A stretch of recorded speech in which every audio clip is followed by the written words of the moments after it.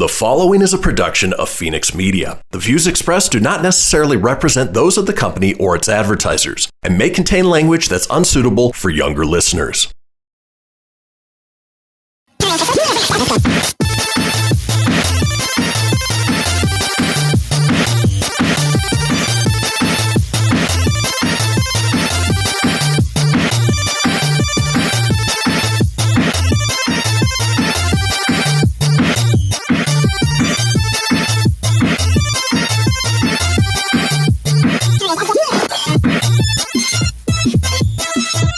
Hello, everybody, and welcome to another brand new episode of the Proton Pack Podcast.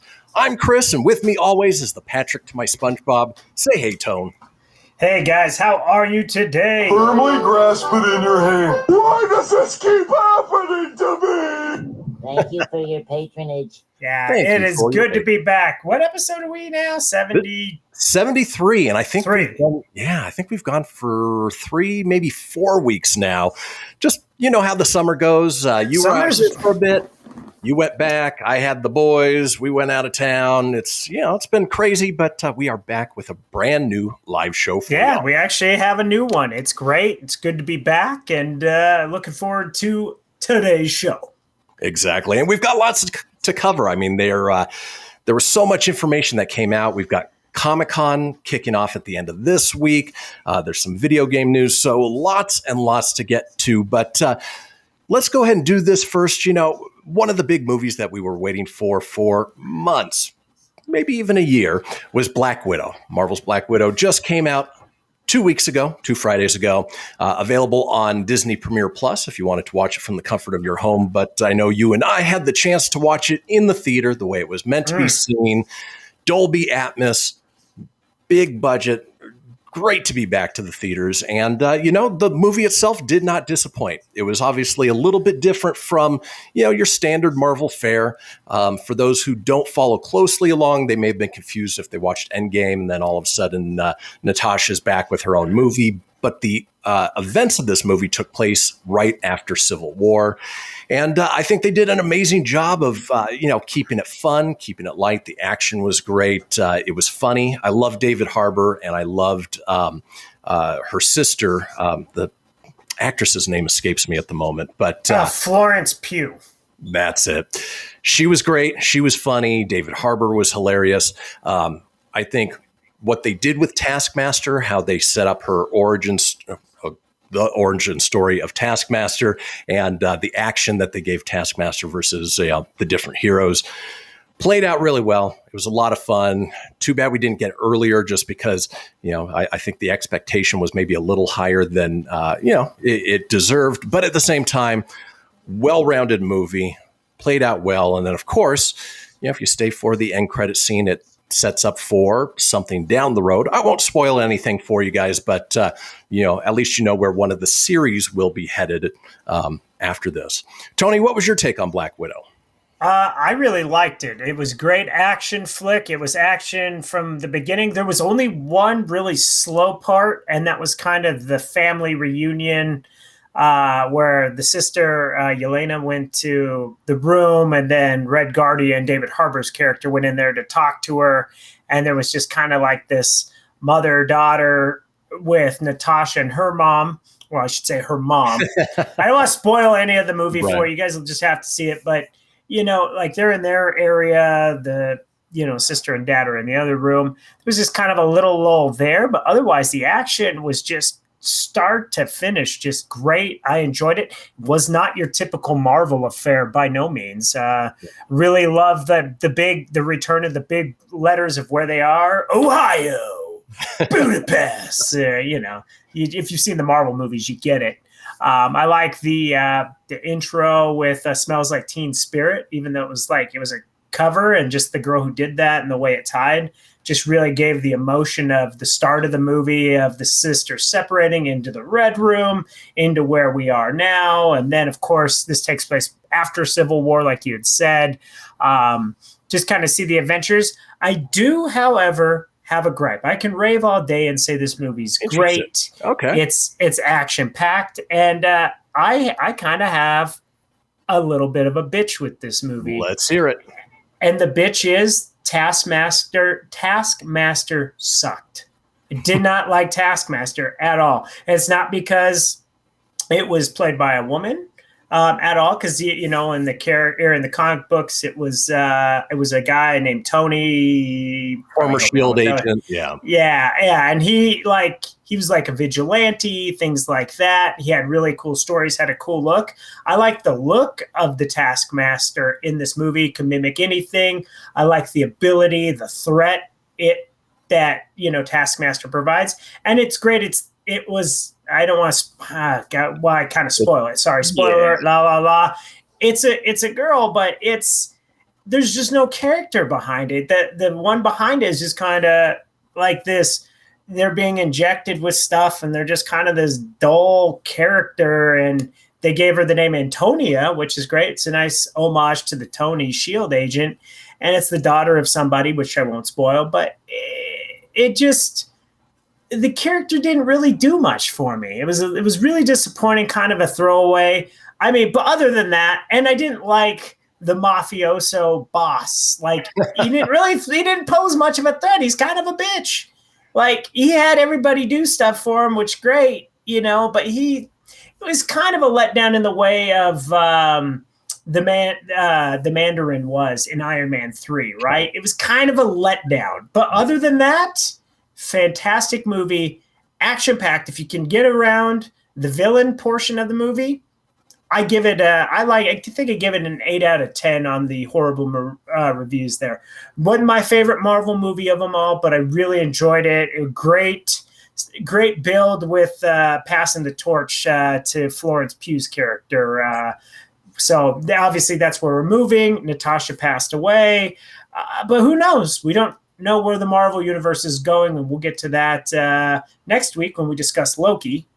We'll go more into that then, but until then, that's it. That was my review of it. Well, and this movie goes to prove that any hero can show up again. So just because Robert Downey Jr. is dead in the series and Steve Rogers is an old man doesn't mean that there can't be more prequel series or prequel films. I agree with your assessment of Black Widow.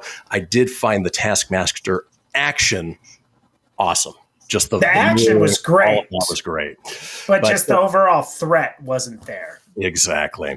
Well, with that being said, folks, we are headed into our break. When we come back, we're going to be talking TV news. So don't go anywhere. We'll be right back.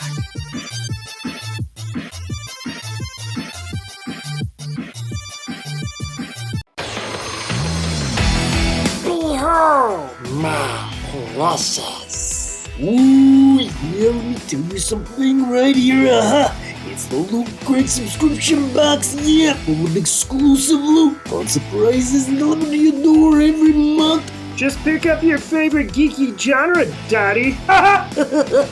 From the original Loot Crate, the Loot Crate DX collectible boxes, dude! Cowabunga! To the Loot Gaming video game box. Woohoo! Yee-hoo! Loot Crate Horror Box. What's with kids today, huh?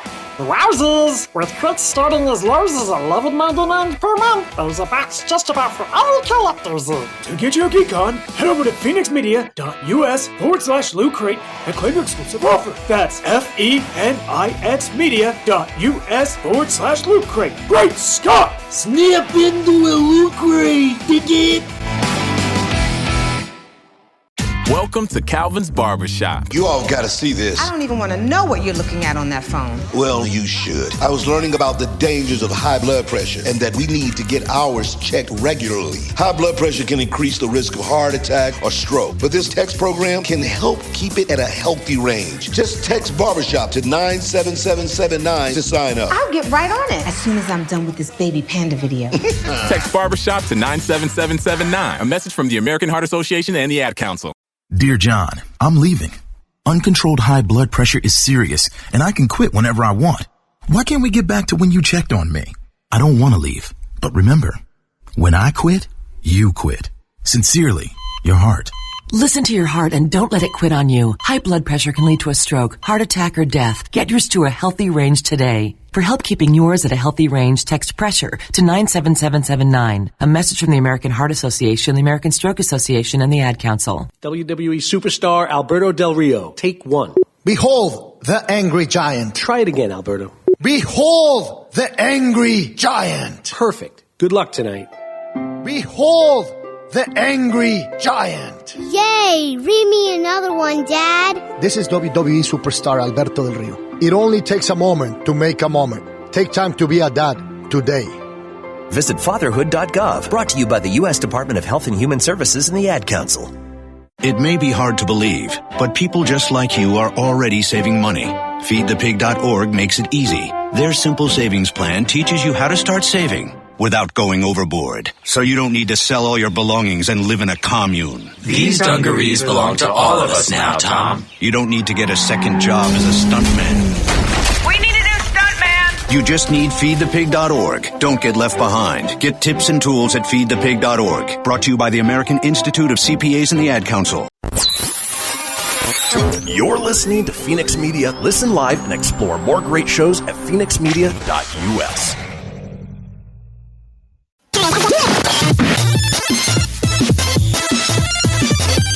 And welcome back, folks, to this episode of the Proton Pack Podcast. We just finished up our review of Black Widow in the last segment. Next week's segment for the review will be actually the finale of Loki, which, spoiler alert on my part, I thought was probably the best of the Marvel series. And we'll be talking a little bit about the assembled making of that they always do the week following. But in the meantime, let's go ahead and get into some TV news. Bazinga! The cream of the crop! Hey, baby. Let's go, Bob. Excellent. Hail to the king, baby. Well, first up is something we just talked about. If you watched the finale of Loki, and we won't put any spoilers in here, but you will know that Loki will return for season 2, as it's revealed after the finale of season 1. In a mid-credit scene, we see a close-up of some of the show's TVA paperwork, which is stamped with the words, "Loki will return for season 2." No more details have been released at the time of the writing. As the finale aired, star Tom Hiddleston posted a message on Twitter which hinted at a second season. Hiddleston said that the finale would provide many answers to your questions and likely many more questions. It's the first of Marvel's Disney Plus series to officially announce a second season, with the now Emmy-nominated WandaVision unlikely to return, but The Falcon and the Winter Soldier billed as an ongoing series. While we don't know when Loki Season 2 might be released, it may be that there's a lot of other Marvel shows to come first. Obviously, we've got What If, Ms. Marvel, Hawkeye, Moon Knight, She-Hulk, Secret Invasion, more and more and more. But the fact that this series is continuing on with this version of Loki that, I really sort of fell in love with throughout the series and, watching his journey. And then, maybe more of Sylvie and what happens to her character, who's kind of the enchantress, from the Marvel lore. I'm excited. What about you, Tone?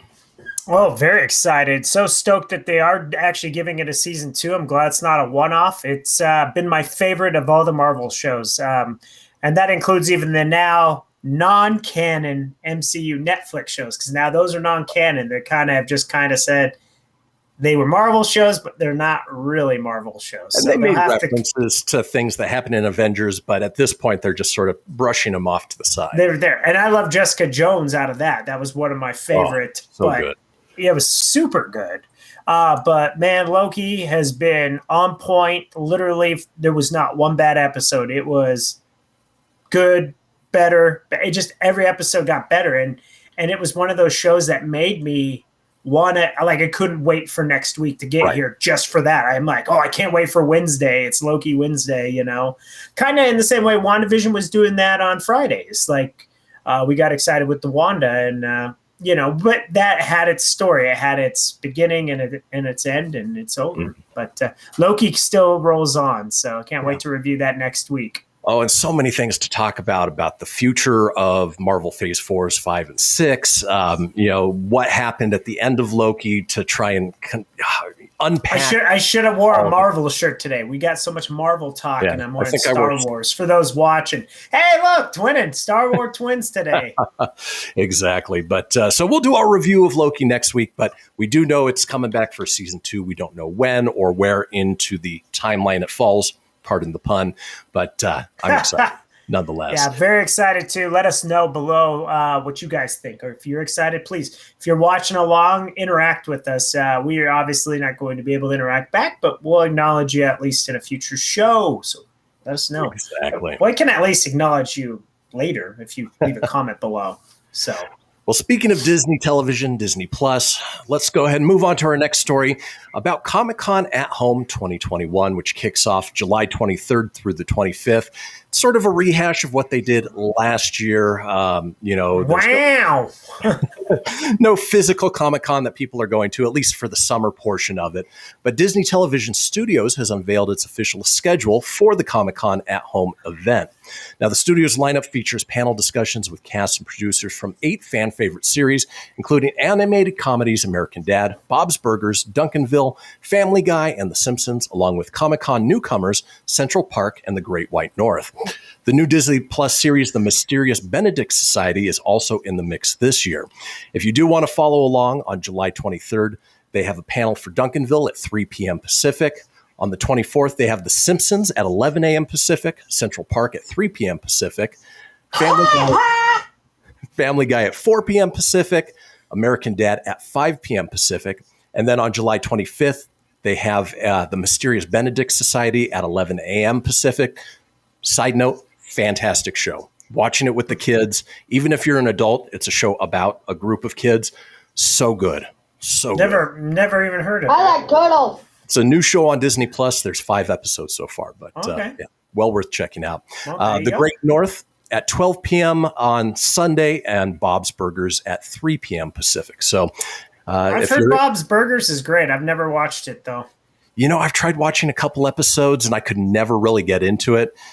Maybe I just have to sit down for like a chunk of 4 or 5 and see if It's one of those things, though. It's hard when you don't have time, but man, Bob's Burgers fans, they are loyal to that show. It has been around for a long time. At this point, I never even thought, I'm like, this show looks stupid.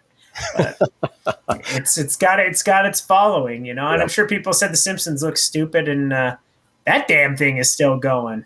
And the McFarlane verse. I mean, American Dad, Family Guy, and that's right. American Dad is still around. It's on TBS. You just don't think about it because it's not a Fox show anymore. Yeah.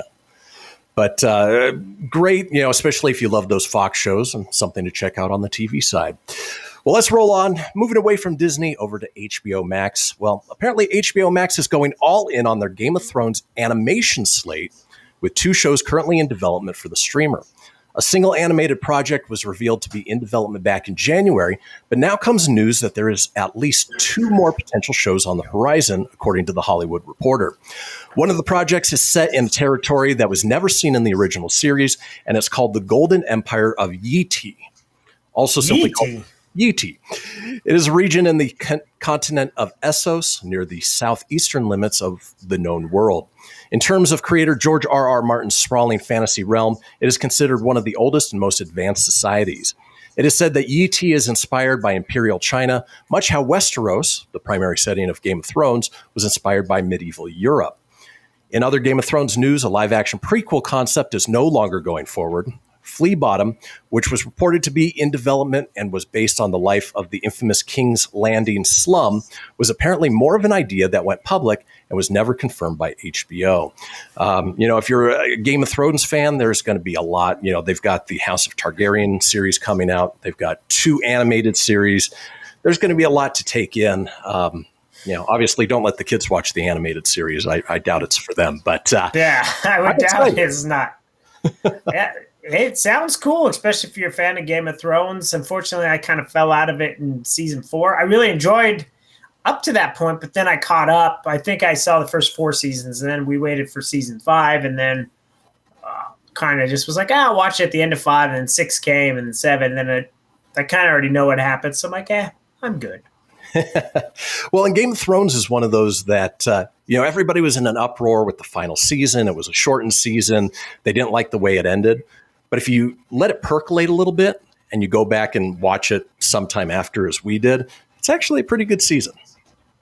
I don't think I hated it as much as people did. So, well, yeah, you know what? Those are probably like those super hardcore fans. You know, they feel like they should be writing the show; it should go their way, and they didn't. So they got pissy face. So yeah, I get it.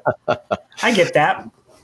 And then finally, here in TV news, we're going to drop our trailer of the week. Typically, it's a movie, but in this case, it's a TV series that I've been getting caught up on over on HBO Max. Originally on DC Universe, we're talking Titans. I am just finished up the first season. I'm excited for the second season, but they just dropped the season 3 trailer and has some big character names that you'll recognize, you'll love, and if you're following along, should be a fun ride. So with that being said, let's go ahead and watch the Titans season 3 trailer now. I was out here all alone once. Bruce made me go out into the forest by myself for the first time. I had no idea what was out there. He was just a boy. Those were the lessons that he taught you. Bruce was a psychopath, using fear to control everyone. You need to make sure that this doesn't happen to someone else. Jason Todd.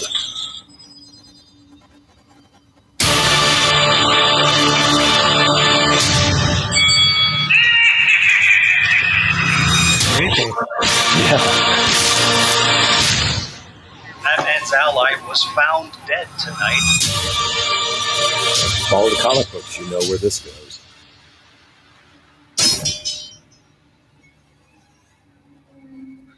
It's over for me. Be a better Batman. Barbara? Welcome back to Gotham, Dick. Dick Grayson. Gotham. It's mine now. Red I'm Hood. investigating this new Red Hood. Red Hood? Bruce, he said, be a better Batman. The Titans got this. You know how crazy that is, right? Trying to step into your father's shoes. I do, Commissioner Gordon. The whole world is turned upside down.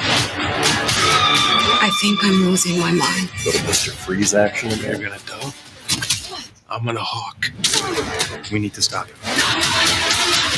For cases like these, we've been using a consultant. Scarecrow. Dr. Crane? Dick Grayson.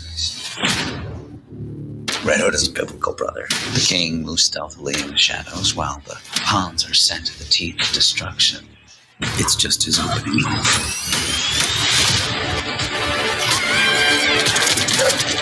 Where I come from? Superboy. You come after family? We show no mercy.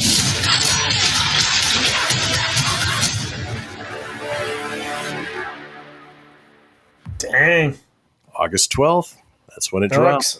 That looks good. I haven't watched any of the seasons, but damn, it's one of those I've been wanting to watch and just no time, man. Yeah. But I would like it if you're a fan of the show, man. Season 3 looks sweet. Yeah, and if you have kids who are fans of Teen Titans or Teen Titans Go, again, not for them. Very adult. So in any case, well worth checking out. August 12th, season 3 drops. I'm hoping to be caught up by then so I can catch them as they come out. But with that being said, let's go ahead and roll on into our next commercial break. When we come back, we're going to be talking movie news. So don't go anywhere. We'll be right back.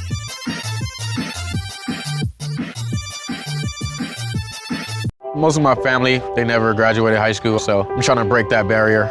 My daughter, Brooklyn, was also a motivation for me to go back to school. Every day after work, went straight to school, and it paid off. At age 26, Kareem finished his high school diploma. I could not have done it alone. I see the future is really bright for me. No one gets a diploma alone. If you're thinking of finishing your high school diploma, you have help. Find free adult education classes near you at finishyourdiploma.org. Brought to you by the Dollar General Literacy Foundation and the Ad Council. So I'm a cat, and I just moved in with this new human, and she's got this little toy she's always playing with, all day long. Tap, tap, tap, tap, bloop, bloop. She can't put it down. There it is. Oh, and get this. She even talks to it. Last week, she asked it for Chinese, and guess what? Egg rolls showed up. Like magic. Humans have cool toys. A person is the best thing to happen to a shelter pet. Be that person. Adopt. Brought to you by the Ad Council and the ShelterPetProject.org. What if I told you that a tornado was going to happen tomorrow, right where you live? That it would touch down at exactly 3:17 p.m. and I told you the exact path it would take. You would, of course, prepare. You would talk with your loved ones, and you'd make a plan today. It's true, I can't tell you a tornado will strike tomorrow, but shouldn't you have a plan anyway? Go to ready.gov/communicate and make your emergency plan today. Don't wait. Communicate. Brought to you by FEMA and the Ad Council. This is Mario Andretti. You know me as a race car driver, but I'm also a Meals on Wheels volunteer. I've raced against the sport's biggest personalities, but I've never met more vibrant, amazing people than the seniors served by Meals on Wheels. You can make a difference by dropping off a hot meal and saying a quick hello. So, America, let's do lunch. Volunteer your lunch break at americaletsdolunch.org. This message brought to you by Meals on Wheels America and the Ad Council. People been saying to your friend, get a different face, and posting on their feed, they're super ugly. The things they say to them online are cruel and they're not true. So tell your friend, I'll stand up for you. Don't worry, I know what to do. Know someone being bullied online? You can be a witness and make a difference by letting the world know it isn't cool and by letting your friend know you care. Learn more at eyewitnessbullying.org. Brought to you by the Ad Council. Hope you enjoyed your meal. And I just want to say, he's lucky to have a brother like you. Lucky? Caring for my brother is far from easy. But he's a part of me, like my arms and legs, so I'll be his. No time for tired. Nothing can disable this love. He needs me, but I'm the lucky one, even though I need help now and then. If you're caring for a loved one, visit aarp.org/caregiving for care guides and community. Support for your strength. Brought to you by AARP and the Ad Council. You're listening to Fenix Media. Listen live and explore more great shows at phoenixmedia.us.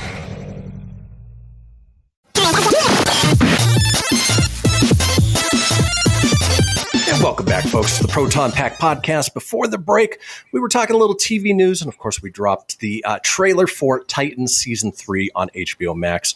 Looks so good. But as you know, after we do the TV news, we roll into the movie news, but not before we get to the weekend box office report.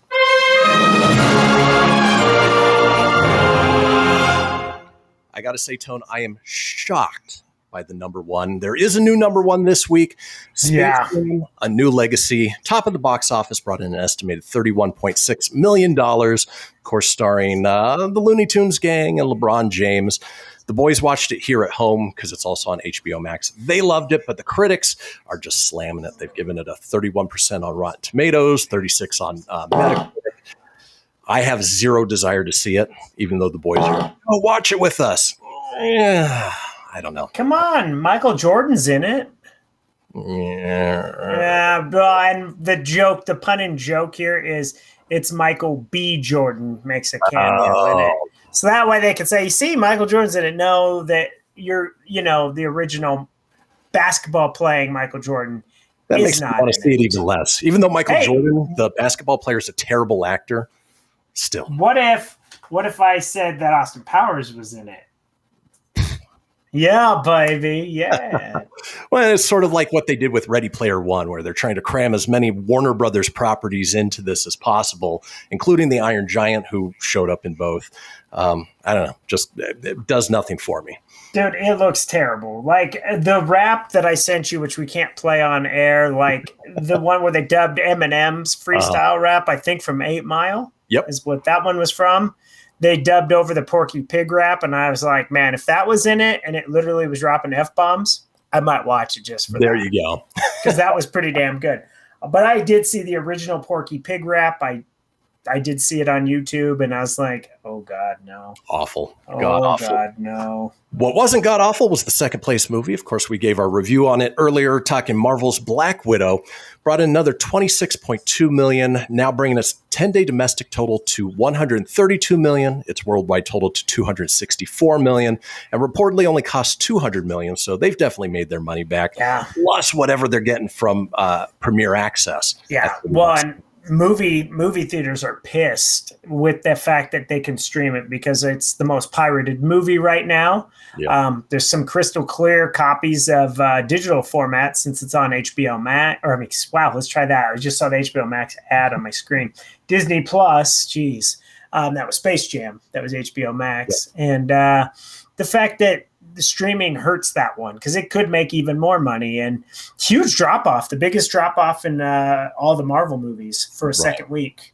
I was shocked that it fell to number 2. I mean, I thought it would be number 1 easily, at least until this week when Jungle Cruise comes out. I figured it would get about a 2-week run, but that's all right. Space Jam, I'm telling you this now, and we'll be having this conversation next week, will not beat Jungle Cruise next week.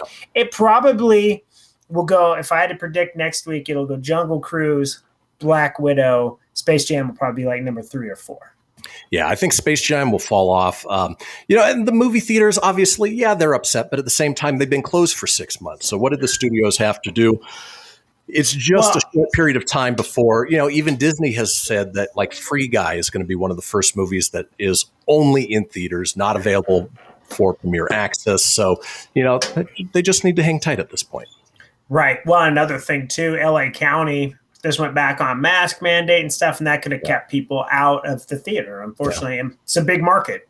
It's a huge market. So, yep. Moving on to third place was the horror sequel Escape Room Tournament of Champions, brought in $8.8 million for the weekend. Never saw the first one. Looks like a cheap Saw ripoff to me, so not a whole lot of desire there. Let's see. In fourth place was the Fast Saga movie F9 with another $7.6 million. They've made $154.8 million domestically, $591 million worldwide. Obviously, it's a huge movie in the overseas markets. It was a fun movie. It was ridiculous, but it was fun. I really enjoyed it. I'll wait till it comes out on I mean, don't get me wrong. Are you going for the top-notch overacting? No. Right. You're just going because it's a fun movie. It's just it's ridiculous. It's not the worst Fast and the Furious thing I've seen, but it was pretty bad in the sense of, come on, a Fiero in space. Yeah. In fifth place was the Boss Baby Family Business, brought in $4.7 million, bringing its domestic total to $44.6 million.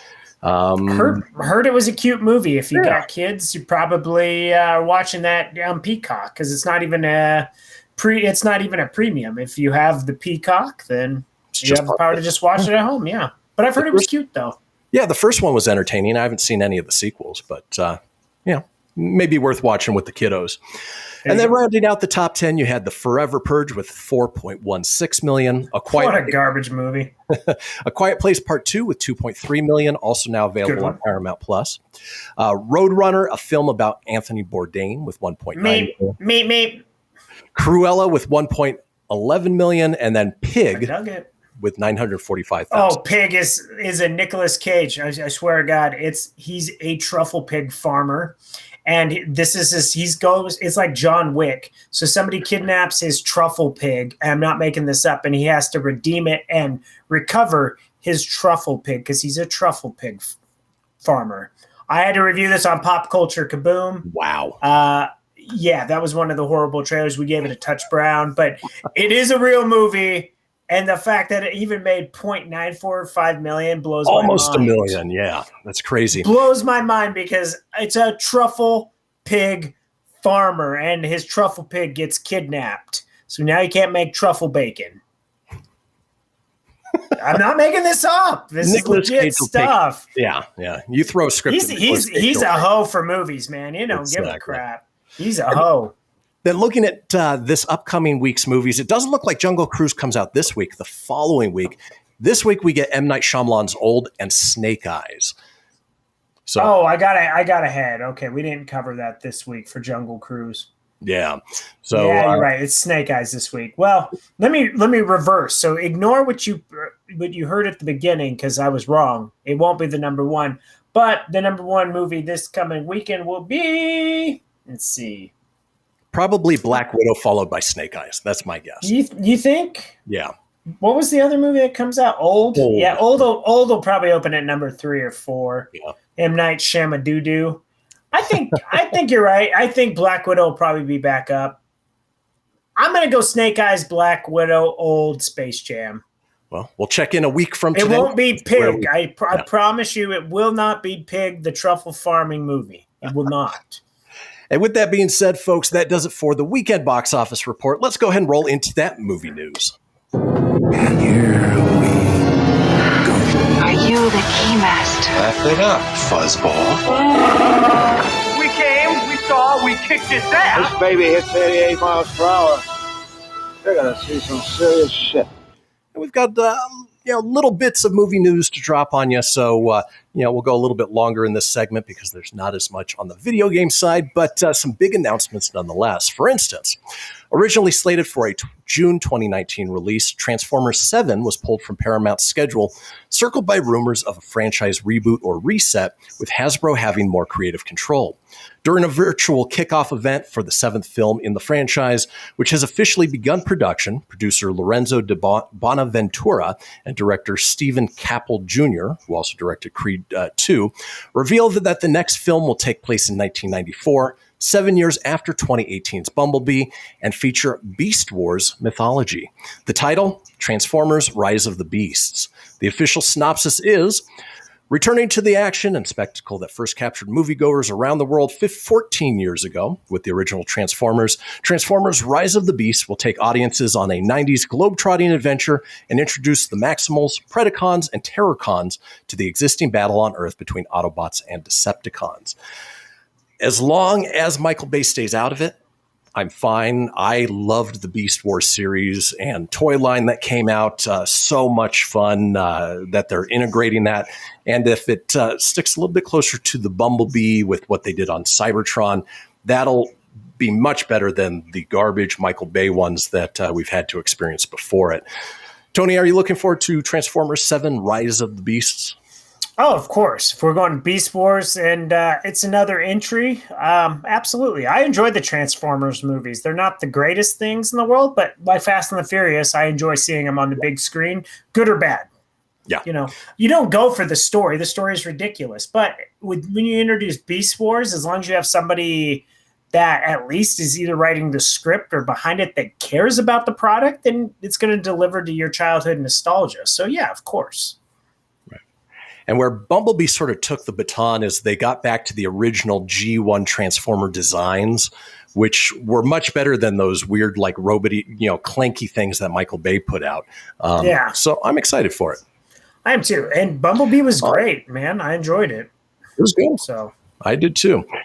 Moving on to our next one, moving on to the world of Disney. And submitted for your approval, if you are a Twilight Zone fan, Scarlett Johansson is set to both produce and star in a film based on the Twilight Zone Tower of Terror, according to Collider. Josh Cooley, director of Toy Story 4 and writer for Inside Out, is writing the screenplay, while Johansson will produce through her production company These Pictures alongside Jonathan Leah. No other details about the film have been announced, but you know what? I love the ride. More so the Florida Disney World version of it than what the Guardians of the Galaxy took over in Disneyland. But if they can do a proper Twilight Zone with sort of that Disney fun, by all means, Jungle Cruise looks like a lot of fun, and maybe along these same lines. Yeah, I think with this one should be fun. It gets Scarlett Johansson back with Disney, and that's a good thing, know. And she's doing something different. Whenever you take a Disney ride and make it a full-length film, it's a risky proposition. It could be really good. It could be really bad. You got to tell a great story. Jungle Cruise will kind of tell us in 2 weeks if that's going to be good. But if done right and it ends up being successful, then maybe they'll update the Florida one a bit instead of it. We're back. I think they could keep some of that, but maybe incorporate some of the movie in there to make it more updated feeling. And that's the thing, if they go more Jungle Cruise Pirates route as opposed to the Haunted Mansion with Eddie Murphy some 15, almost 20 years ago now, I think it should be okay. So yeah, they should redo the Haunted Mansion. That would be cool. Yeah. Like if you kept it in the very vein of what it is, like with a good script, It could be like a good family PG-13 Halloween type flick. Absolutely. And then finally here in movie news, just a quick bite that Guardians of the Galaxy Volume 3 will begin filming in November, according to Chris Pratt, who recently revealed that's when production is starting. We don't know much more beyond it, aside from, who the main characters are, but we don't know the villain. It'll be fun to see what comes of that. And of course, we're going to see them even sooner in Thor, Love and Thunder. So, just a little bit of production news for you guys before we head out to our break. Now, speaking of which, we are headed into the break. When we come back, we're going to be talking video game news and a little bit of Comic-Con as well. So don't go anywhere. We'll be right back.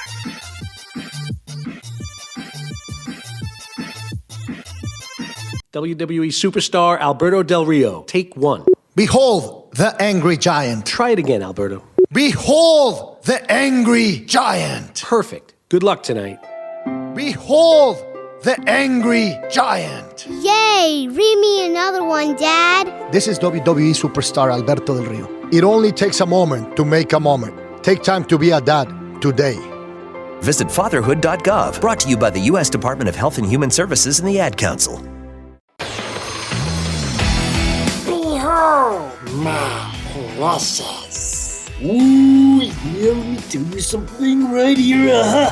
It's the Loot Crate subscription box, full of exclusive loot, fun surprises delivered to your door every month. Just pick up your favorite geeky genre, Daddy. From the original Loot Crate, the Loot Crate DX collectible boxes, dude! Cowabunga! To the Loot Gaming video game box. Woohoo! Yee-hoo! Loot Crate Horror Box. What's with kids today, huh? Wowzers! With crits starting as low as $11.99 per month, there's a box just about for all collectors. To get your geek on, head over to phoenixmedia.us/Loot Crate and claim your exclusive offer. That's FENIX media.us/Loot Crate. Great Scott! Snap into a Loot Crate, dig it? I spend a lot of time in the backyard, and I'm the center of attention at summer barbecues. In '96, I made some of the tastiest s'mores. And in '09, it was me, your backyard fire pit, that accidentally started a wildfire when a summer breeze carried one of my embers into some dry brush. Spark a change, not a wildfire. Visit SmokeyBear.com, brought to you by the U.S. Forest Service, your state forester, and the Ad Council. Only you can prevent wildfires. My name is Lola Silvestri, and I'm going to be 95 this year. I was very independent. I fell, and I had to have Meals on Wheels. America, let's do lunch. 1 in 6 seniors faces the threat of hunger, and millions more live in isolation. Drop off a hot meal and say a quick hello. Volunteer for Meals on Wheels by donating your lunch break at americaletsdolunch.org. This message brought to you by Meals on Wheels America and the Ad Council. Hey everyone, let's all stop what we're doing and take a moment.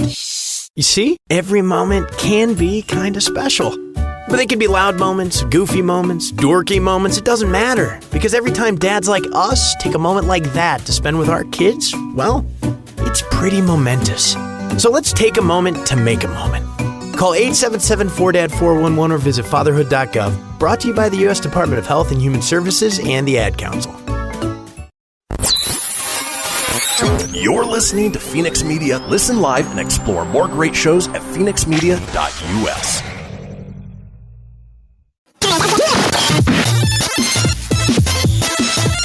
We are back, folks, to the final segment of this episode of the Proton Pack podcast. We talk TV news. We talk movie news. We're about to get into video game news, but real quick, just wanted to mention something about San Diego Comic-Con at home. Again, starting the end of this week. The biggest announcement is that both Disney, Marvel, and Warner Brothers DC will not be attending. Looks like they'll be doing their own, Disney D23. We'll probably get, what was the DC, what did they call it, Tone? Fandom, DC Fandom. Fandom. Yeah, so we'll probably get that separately. As far as content for San Diego Comic-Con, you've got Paramount, who's still promoting Snake Eyes. Netflix has a panel scheduled for Army of Thieves. The Last Mercenary starring Jean-Claude Van Damme, and an indie documentary titled For Mad Men Only, The Stories of Del Close. So, ooh, Snake Eyes. I have a feeling, Tone, that San Diego Comic-Con at home is going to be as big of a letdown as it was last year. That's one of those things where it has to be in person, just because the studios have their own separate things that they do that are far more exciting than any of those titles I just mentioned. Yeah, it's definitely one of those big time. You got to be there. The excitement, or you got to have crowds. Having a crowd is everything. The at home is played out. We are open. Like, people should be flocking. They should be excited to promote their projects. They should be there. This is what's coming. The announcements you do at home are fine, but you can do that at any time. There's nothing really gets me, like, I'm not going to set anything to say I need to watch this that day, because I'll just watch the trailer later and I'll pick what I want. But if you're there in person, it's the atmosphere. It's the excitement, the surprise. It's the fact that you were there. You get to see the trailer. We're not releasing it to anybody else. So, like, if you want to say, hey, we got the new Spider-Man trailer and this movie comes out in December, we ain't showing it off to the public for a while. So you want to come see it, come see it. Or maybe you go like a Thor Love and Thunder trailer, things like that. So yeah, Comic-Con in person absolutely needs to be, you got to be there to know what it really feels like. It's truly, truly a unique experience. And I miss going. It's been since 2014 since we've done that. So it's been about 7 years. Mm-hmm. So a long stretch of not doing that. And it was, I can remember it just being epically one of the best things in the world. So I really enjoyed it. I agree. So, I'll catch bits and pieces of it. Obviously, we'll report on it on this show. But for the most part, I think DC Fandom and D23 online events are going to be way better than whatever this is. So, yeah, that's the way it goes. But with that being said, let's go ahead and roll into our final segment, talking video games. Hey, man, you want to play some video games?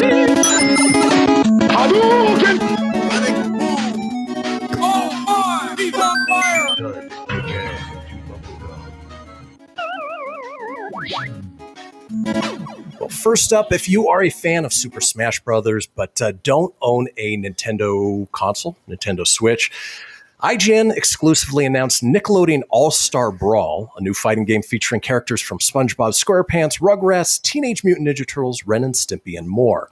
The brawler, which looks to be similar to Super Smash Brothers in style, will come to PS5, PS4, Xbox Series X and S, Xbox One, and still Nintendo Switch in fall 2021.